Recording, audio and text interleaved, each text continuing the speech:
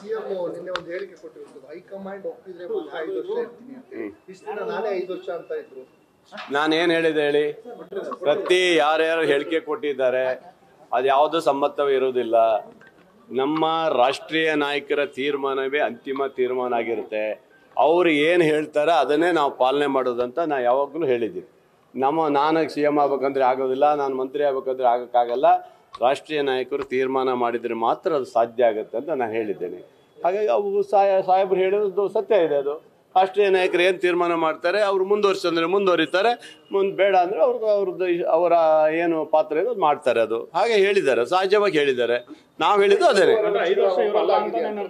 ಅದು ಗೊತ್ತಿಲ್ಲ, ಅದು ಒಪ್ಪಂದಗಳ ವಿಚಾರನ ನಮಗೆ ಗೊತ್ತಿಲ್ಲ. ನಾವೊಬ್ಬ MLA ಆಗಿ ರಾಷ್ಟ್ರೀಯ ನಾಯಕರ ತೀರ್ಮಾನಕ್ಕೆ ನನಗೆ ಗೊತ್ತಿರೋದಿಲ್ಲ. ಅದು ಒಪ್ಪಂದಗಳು ನಮ್ಗೆ ಗೊತ್ತಿಲ್ಲ.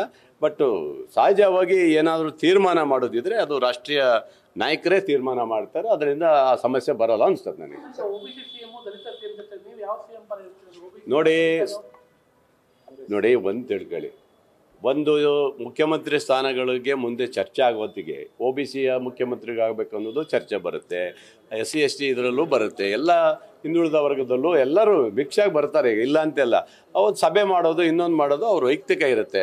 ಅದನ್ನು ಮಾಡೋದು ಬಿಡೋದು. ಇವತ್ತು ಈಗ CM ಮಾಡಬೇಕಾದ್ರೆ ಈಗ ಹಿಂದುಳಿದ ವರ್ಗದವ್ರಿಗೂ ಮಾಡಬೇಕಾದ್ರೆ ಕೇಳೋದು ಯಾರನ್ನ ಕೇಳ್ತಾರೆ ಅಲ್ವಾ? ಅವ್ರ ಹಕ್ಕುಗಳನ್ನು ಕೇಳ್ತಾರೆ, ಕೇಳೋದು ಬೇಡ ಅನ್ನೋಕ್ಕಾಗತ್ತಾ?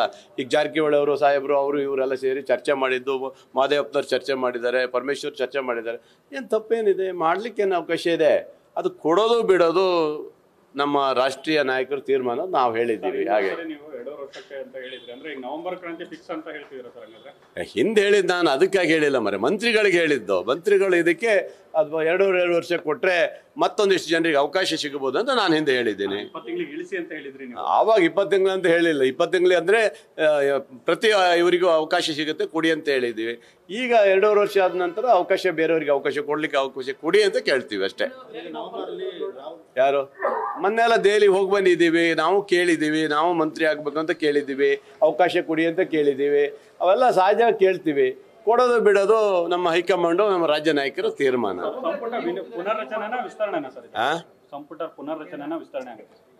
ಎರಡೂ ಮಾಡ್ಬೋದು. ಹೇಳಕ್ ಇದು ಆಗ್ಬೋದು ಅಥವಾ ವಿಸ್ತರಣೆನೂ ಆಗ್ಬೋದು, ಪುನರ್ರಚನೆನೂ ಆಗ್ಬೋದು ಅಲ್ವಾ? ಒಟ್ಟಲ್ಲಿ ನೋಡೋಣ, ಗೊತ್ತಿಲ್ಲ ನನಗೆ ಅದ್ರ ಬಗ್ಗೆ. ನಾನು ಹೇಳಿಕ್ ಹೋಗೋದಿಲ್ಲ. ಅಲ್ಲಮ್ಮ, ನೀವು ಮತ್ತೆ ಕ್ರಾಂತಿ ಕ್ರಾಂತಿ ಕ್ರಾಂತಿ ನವೆಂಬರ್ ಕ್ರಾಂತಿ ಕ್ರಾಂತಿ ಅಂತ ಹೇಳಿ ಹೇಳಿ ಹೇಳಿ ಇಡೀ ರಾಜ್ಯದಲ್ಲಿ ಎಲ್ಲ ಜನರಲ್ಲೂ ಕ್ರಾಂತಿ ಬಗ್ಗೆನೇ ಶುರುವಾಗಿದ್ದಲ್ಲ. ಅದರಿಂದ ಶಾಂತಿ ಆಗಬೇಕಾದ್ರೆ ರಾಹುಲ್ ಗಾಂಧಿ ಅಂತವ್ರು ಬರಲೇಬೇಕಲ್ಲ. ನಮ್ಮ ನೇತಾರರು, ನಮ್ಮ ರಾಷ್ಟ್ರೀಯ ನಾಯಕರು ಬರ್ತಾರೆ. ಬಂದು ಇಲ್ಲಿ ಏನಾಗಬೇಕು ಅನ್ನೋದನ್ನ ಡಿಸ್ಕಸ್ ಮಾಡಿ ಮುಂದಿನ ತೀರ್ಮಾನ ತಗೊಳ್ತಾರೆ. ಕ್ರಾಂತಿಗಳಂತ ಹೇಳ್ತೇನೆ, ನಾ ಮೊನ್ನೆಯಿಂದ ಹೇಳ್ತಿದ್ದೆ. ಇದು ಶಾಂತಿಯುತವಾಗಿ ರಾಜ್ಯ ಸರ್ಕಾರದಲ್ಲಿ ತೀರ್ಮಾನ ಮಾಡ್ತಾರೆ, ಕೇಂದ್ರ ನಾಯಕರು ತೀರ್ಮಾನ ಮಾಡ್ತಾರೆ. ಯಾವುದೇ ಗೊಂದಲ ಆಗೋದಿಲ್ಲ. ಖಂಡಿತವಾಗಿಯೂ ಬಿಹಾರ ಚುನಾವಣೆ ನಂತರ ಇದೆಲ್ಲ ಸಮಾನ ಆಗುತ್ತೆ.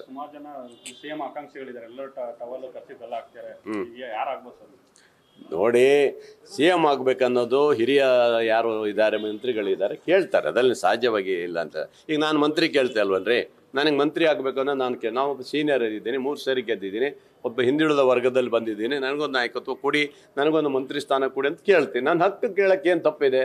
ಯಾರು ಮುಖ್ಯಮಂತ್ರಿ ಆಗಬೇಕು ಅನ್ನೋದು ಕೇಳಲಿಕ್ಕೆ ಏನು ಹಕ್ಕಿದೆ? ಕೇಳಬೇಕು, ಕೇಳಲಿ ಬಿಡಿ, ಅದೇನು ತಪ್ಪೇನಿಲ್ಲ. ಆದ್ರೆ ಕೊಡುವಂಥ ನಿರ್ಧಾರ ಮಾಡೋದು ಪಕ್ಷ ಮಾಡ್ತಾರೆ ಅಲ್ವಾ? ಹೈಕಮಾಂಡ್ ಮಾಡ್ತಾರೆ. ಅದಕ್ಕೆ ಯಾಕೆ ಅಷ್ಟು ತಲೆ ಕೆಡಿಸ್ಕೊಳ್ಬೇಕು? ಹೈಕಮಾಂಡ್ ಯಾರು ತೀರ್ಮಾನ ಹೇಳಿದಾರಲ್ಲ, ಮುಖ್ಯಮಂತ್ರಿ ಹೇಳಿದಾರಲ್ಲ, ನನಗೆ ಮುಂದುವರ್ಸಿದ್ರೆ ನಾ ಇರ್ತೀನಿ, ಮುಂದುವರ್ಸಿದ್ರೆ ಇರೋಲ್ಲ ಅಂತ ಅವರೇ ಹೇಳಿದ್ದಾರೆ. ಹಾಗೆ ಹೈಕಮಾಂಡ್ ಏನು ತೀರ್ಮಾನ ಮಾಡ್ತಾರೆ ಅದಕ್ಕೆ ಬದ್ಧರಾಗ್ತಾರೆ ಎಲ್ಲರೂ ಅಷ್ಟೇ. ಇದು ಸದ್ಯ ನಮ್ಮ ಪಕ್ಷದ ಹೈಕಮಾಂಡು ಇವತ್ತು ಕೇಂದ್ರದಲ್ಲಿ ಇದೆ. ಕೇಂದ್ರದ ನಾಯಕ ತೀರ್ಮಾನವೇ ಅಂತಿಮ ತೀರ್ಮಾನ. ಸರ್, ಈಗ RSS ಪಥಸಂಚಲನ ವಿಚಾರದಲ್ಲಿ ಈಗ ಸರ್ಕಾರ ಹಿನ್ನಡೆ ಆಗಿದೆ ಸರ್. ಹೈಕೋರ್ಟ್ ತಡೆಯಾಜ್ಞೆ ಕೊಟ್ಟಿರುವಂತದ್ದು ನೋಡಿ ಇವತ್ತು ಕೇಂದ್ರದ ಕೋರ್ಟ್ಗಳ ಆದೇಶಗಳನ್ನ ನಾವು ಪಾಲನೆ ಮಾಡಬೇಕು. ಅದ್ರ ಬಗ್ಗೆ ನಾವು ಯಾವ್ದು ಚರ್ಚೆ ಮಾಡಕ್ಕೆ ಹೋಗೋದಿಲ್ಲ. ನಮ್ಮಲ್ಲಿ ಬೇಡ ಅಂತ ಏನು ಹೇಳಿದ್ರು, ಶಾಲೆಗಳಲ್ಲಿ ಇತರ ಸ್ಥಳದಲ್ಲಿ ಮಾಡ್ಲಿಕ್ಕೆ ಕೊಡ್ಬೇಡಿ, ಪರ್ಮಿಷನ್ ತೊಗೊಂಡು ಕೊಡಿ ಅಂತ ಕೇಳಿದ್ದಾರೆ. ಅದಕ್ಕೆ ಹೈಕೋರ್ಟ್ ಅವರೇನೋ ಕೋರ್ಟಿಗೆ ಹೋಗಿದ್ದಾರೆ, ಕೋರ್ಟಲ್ಲಿ ಆದೇಶ ಕೊಟ್ಟಿದ್ದಾರೆ. ನ್ಯಾಯಾಧೀಶರ ಪಾಲನೆಗಳನ್ನು ನಾವು ಪಾಲನೆ ಮಾಡಲೇಬೇಕಾಯ್ತು. ಅವ್ರ ಆದೇಶಕ್ಕೆ ನಾವು ತಿರಸ್ಕಾರ ಮಾಡೋಕ್ಕೆ ಬರೋದಿಲ್ಲ. ಅವ್ರ ಆದೇಶ ಪಾಲನೆ ಮಾಡ್ತಾರೆ. ಅದಕ್ಕೆ ಚೀಮಾರಿ ಗಿಮಾರಿ ಅನ್ನೋ ಪ್ರಶ್ನೆ ಬರೋಲ್ಲ. ಇವತ್ತು ಹೈಕೋರ್ಟ್ ಏನು ಕೊಟ್ಟಿದ್ದಾರೆ ಅದ್ರ ಪಾಲನೆ ಮಾಡೋದು ನಮ್ಮ ಕೆಲಸ. ಈ ಸಂಘರ್ಷ ಯಾಕೆ ಅಂತ ನೋಡಿ ಬರುತ್ತೆ. ಈಗ ನಾಳೆನೂ ಅವರು ಹಂಗೆ ಮಾಡ್ತಾರೆ. ಇವತ್ತೇನು ಕೋರ್ಟ್ ಪಾಲನೆ ಮಾಡಿದೆ, ಈ ಥರ ಕೊಡಿ ಅಂತ ಏನು ಹೇಳಿದೆ, ಬೇರೆ ಎಲ್ಲ ಇವರು ಅದೇ ಥರ ಶುರು ಮಾಡ್ತಾರೆ. ನಮಗೂ ಅವಕಾಶ ಕೊಡಿ, ನಮಗೂ ಅವಕಾಶ ಕೊಡಿ ಅಂತ ಮಾಡ್ತಾರೆ. ಆವಾಗ ಘರ್ಷಣೆಗಳು ಆಗೋದು ಆಗ್ಬೋದು, ಹೇಳೋಕ್ಕಾಗೋದಿಲ್ಲ. ಅದನ್ನ ತಪ್ಪಿಸುವಂಥ ಕೆಲಸ ಸರ್ಕಾರ ಮಾಡಬೇಕು. ನ್ಯೂಸ್ ಫಸ್ಟ್ ನಿರ್ಭೀತಿಯಿಂದ ನಿಮ್ಮ ಪರವಾಗಿ.